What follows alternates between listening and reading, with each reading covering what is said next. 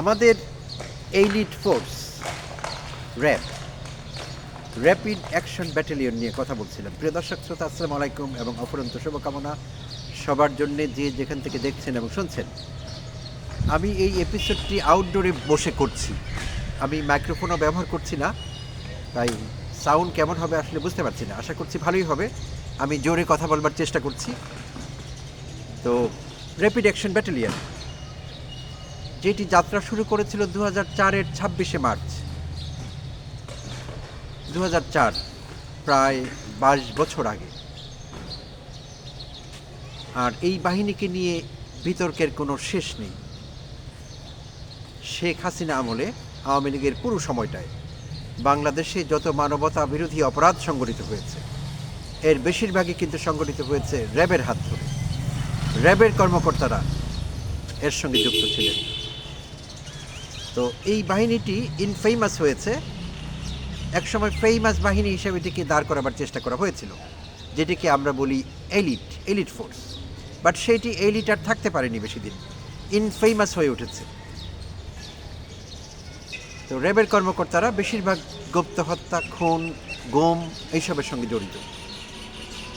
আর এই বাহিনীটি গঠিত হয়েছিল আসলে 7টি ভিন্ন ভিন্ন বাহিনী থেকে সদস্যদের নিয়ে। আমাদের পুলিশ ফোর্স যেটি আছে, পুলিশ সদস্যরা যেমনি ছিলেন সেখানে, তেমনি ছিলেন সেনাবাহিনীর সদস্যরা, নৌবাহিনী, বিমান বাহিনী, কোস্টগার্ড, বিজিবি, আনসার এবং ভিডিপি সদস্যরা। তো সাকল্যে পুলিশ সহ 7টি বাহিনীর সদস্যরা, কর্মকর্তা এবং কর্মচারীরা এতে যুক্ত হয়েছিলেন। তো এত জোড়াতালি দিয়ে তৈরি হয়েছিল এই র্যাব। তো আমি মজা করে থাম্বনেইলে লিখেছি যে এই বাহিনীটির নামের সঙ্গে আকিকা হয়নি। আমাদের সমাজে একটি বিষয় প্রচলিত আছে, নামের সঙ্গে আকিকার একটি সম্পর্ক আছে। তো সেই জন্য আমি বলছিলাম যে সম্ভবত আকিকা হয়নি র্যাব নামটির, সেই জন্য তারা এত অপরাধ কর্মে লিপ্ত হয়েছিলেন। তো শুধু এটি আমার কথা না, জাতিসংঘ থেকে শুরু করে জাতিসংঘের রিপোর্টে র্যাবকে বিলুপ্ত করবার কথা উঠেছে। আন্তর্জাতিক মানবাধিকার সংস্থাগুলো র্যাব বিলুপ্ত করবার কথা বলেছে। আর সম্প্রতি আমাদের অন্তর্বর্তীকালীন সরকার, অধ্যাপক ডক্টর মোহাম্মদ ইউনূসের নেতৃত্বে যে সরকারটি গঠিত হয়েছে, সেই সরকার প্রতিষ্ঠিত কমিশনগুলো, গুম সংক্রান্ত যে আমাদের কমিশন আছে, সেই কমিশনের রিপোর্টেও কিন্তু বাহিনীকে বিলুপ্ত করবার কথা বলা হয়েছে। কারণ বাহিনীর কর্মকাণ্ডগুলো এতটাই কুখ্যাতি অর্জন করেছে যে এইটি বিয়ন্ড রিপেয়ার, এটি সংস্কারের অযোগ্য, আর সংস্কার করলেও সেটি হবে না।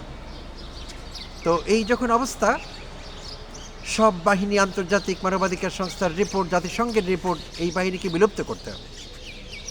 কী কারণে জানি না অন্তর্বর্তীকালীন সরকার সিদ্ধান্ত নিয়েছে এই বাহিনীটা তারা রাখবেন।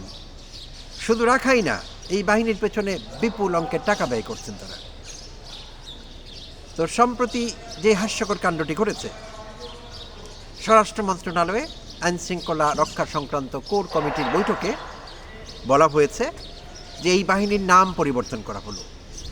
র্যাব, র্যাপিড অ্যাকশন ব্যাটালিয়ন, এটির নাম পরিবর্তন করে এখন করা হচ্ছে স্পেশাল ইন্টারভেনশন ফোর্স, SIF।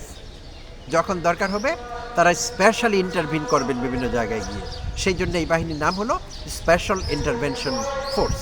আচ্ছা, তো নাম পরিবর্তন করে সরকার ভাবছে র্যাবকে সংস্কার করে ফেলেছে তারা। তো বলা হচ্ছে তাদের পোশাক পরিবর্তন করা হবে, গঠনতন্ত্রে কিছু পরিবর্তন আনা হবে, ফাইন।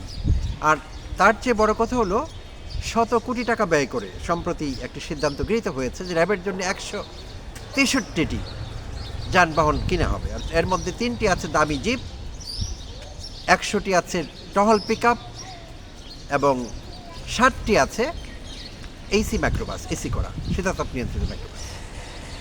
তো এত কোটি টাকা, এই মুহূর্তে শত কোটি টাকা এই বাহিনীর জন্য কেন ব্যয় করতে হবে? যেই বাহিনীটি থাকবে কিনা সেইটি নিয়েই সংশয় দেখা দিয়েছে, বা নৈতিকভাবে থাকতে পারে কিনা সেই বিষয়টির ফয়সালা কিন্তু এখনো হয়নি। এটি সবচেয়ে গুরুত্বপূর্ণ। মোরাল যে বিষয়টি, তাদের মোরাল গ্রাউন্ড আছে কিনা, আর এই বাহিনীর সদস্যরা আসলে সেই মোরাল স্ট্রেংথ এখনও ধারণ করেন কিনা।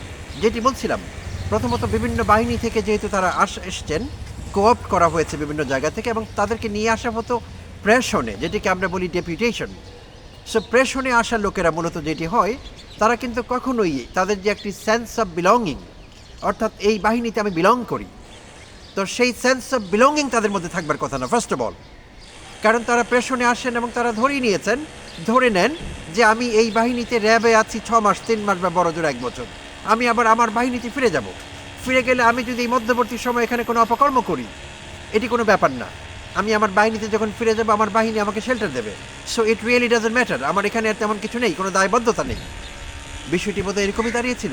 প্রিয় দর্শক শ্রোতা, যদি তাই নাই হবে, তাহলে কিভাবে সেনাবাহিনীর মতো একটি সুশৃঙ্খল বাহিনীর সদস্যরা, বিমান বাহিনীর মতো একটি বাহিনীর সদস্যরা, নৌবাহিনীর মতো একটি বাহিনীর সদস্যরা যেই প্রতিষ্ঠানটিতে কাজ করে গিয়েছেন, সেই প্রতিষ্ঠানটি এতটা দুর্বৃত্তায়িত কি করে হতে পেরেছিল?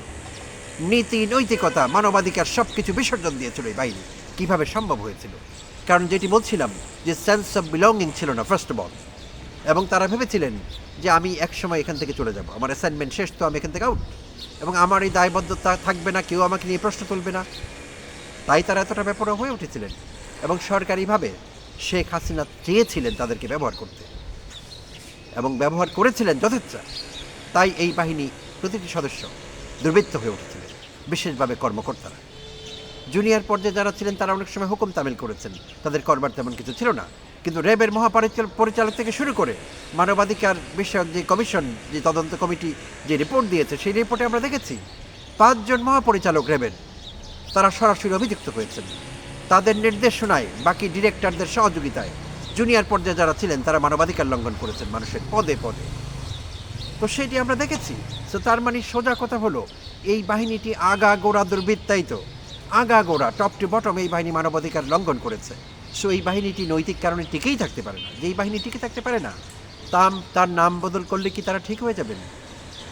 প্রথমত তাদের সেই মনোবলই এখন আর নেই, কারণ তাদের সম্পর্কে এতটা সমালোচনা করা হয়েছে, মানুষ তাদেরকে এতটা ঘৃণার চোখে দেখেন, বাংলাদেশের মানুষ, তাদের আর টিকে থাকবার কোনো সুযোগ নেই, কোনো সম্ভাবনা নেই, থাকতে পারে না তারা। এটি কোনোভাবে জাস্টিফাই করা যাবে না। There is no justification for it whatsoever, হতেই পারে না। সো এইটি হলো বটম লাইন। তো এখন এই বাহিনীর পেছনে টাকা খরচ করা কোটি কোটি টাকা, এবং যেই সরকারটি চলে যাচ্ছে, এই সরকারটিকে বিদায়ী সরকার বলা যেতে পারে এখন। কারণ 12ই ফেব্রুয়ারি দরজায় করা নাড়ছে, 12ই ফেব্রুয়ারি নির্বাচন হবে, নির্বাচনের পর একটি নির্বাচিত সরকার ক্ষমতায় আসবে, তারা ডিসাইড করতে পারে হয়তো বা র্যাবকে রাখবে কি রাখবে না।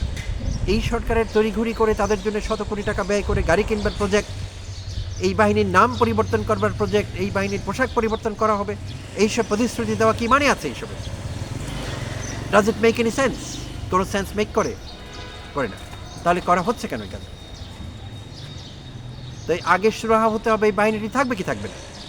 আর এই সিদ্ধান্ত এই মুহূর্তে এই সরকারের নেবার কোনো প্রয়োজন নেই, কারণ তারা র্যাবকে ব্যবহার করছেন না। র্যাবকে ব্যবহার করবেন কি করবেন না, সেটি আগামী সরকার সিদ্ধান্ত নিতে পারবে। আর এই সরকার কিন্তু গঠিত হয়েছিল বিএনপি জামায়াত জোট সরকারের আমলে। তো এখন আর জোট নেই, তারা আলাদা আলাদা দল হয়ে গেছেন, একে অপরের প্রতিদ্বন্দ্বী হয়েছেন।